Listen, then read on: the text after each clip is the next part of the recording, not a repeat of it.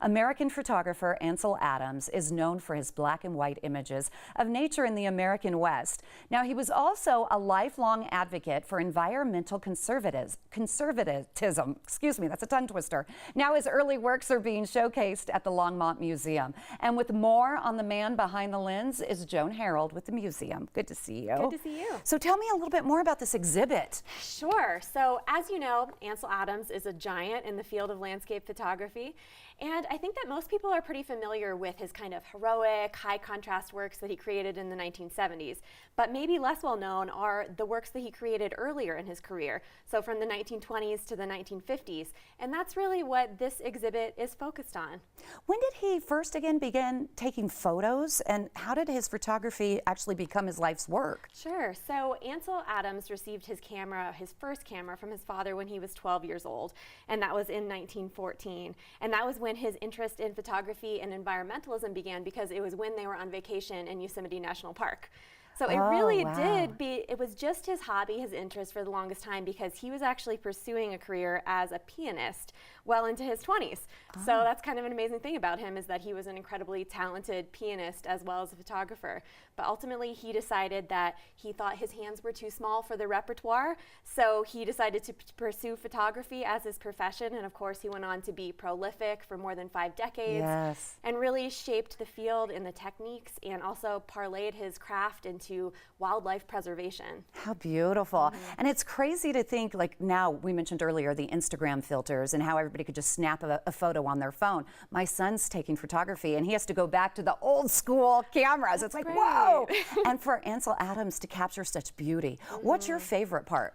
Well, it's interesting that you say that, because actually I think one of the most interesting things about the exhibit is that we have a bunch of vintage cameras and photographic equipment from our historic collection, and they're the type that Ansel Adams would have used to create his photographs.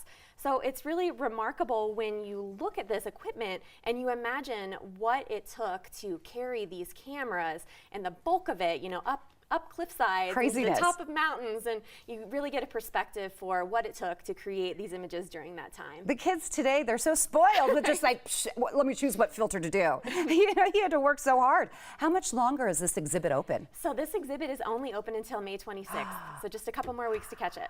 And I understand you have a smaller gallery that opens and shows local artists, and it features local work. You have one that's called Water Flow Exhibit. Tell me about that. Yeah, so our portal gallery is right next to our main gallery, and we usually try to create to have something in there that complements what we have in the main gallery. So Water Flow is an exhibit by an artist named Kathleen Vello, and it's featuring the Colorado River. And really what she does is she takes photographic paper, and in the middle of the night she goes into the river and submerges this paper underwater. And then she exposes it to a bright light. And what that does is it creates on the paper an image of the water, and also things that the contents of the water, whether it's silt or sediment or plants, and it captures that on the paper. What a great idea. Yeah, and then the really interesting thing that she also does is she takes a sample of the water and she tests it for things like pH, and she displays that next to each image. So it kind of makes this interesting statement, in addition to being a beautiful work, just about the Colorado River and its use and misuse. And we just thought it was a great compliment to Ansel Adams with his interest in conservation. Very nice. And what's coming up? I know you have a summer concert series. We do. We have a free summer concert series that starts June 20th. It's Thursday nights, and it goes through July.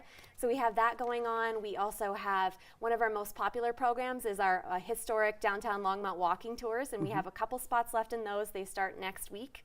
But mostly I just want to make sure people have a chance to get out to the exhibit while they can, just a couple more weeks. Sounds good. Let me give that contact info, and thank you so much for giving us a sneak peek. Got to check it out. You can catch the Ansel Adams early works at the Longmont Museum now through May 26. You can also see water flow under the Colorado River at the museum, and that's there until May 26. For more details on all of the events and the exhibits, give them a call. It's 303-651-8374. That's 303-651-8374, or check out their website, longmontmuseum.org.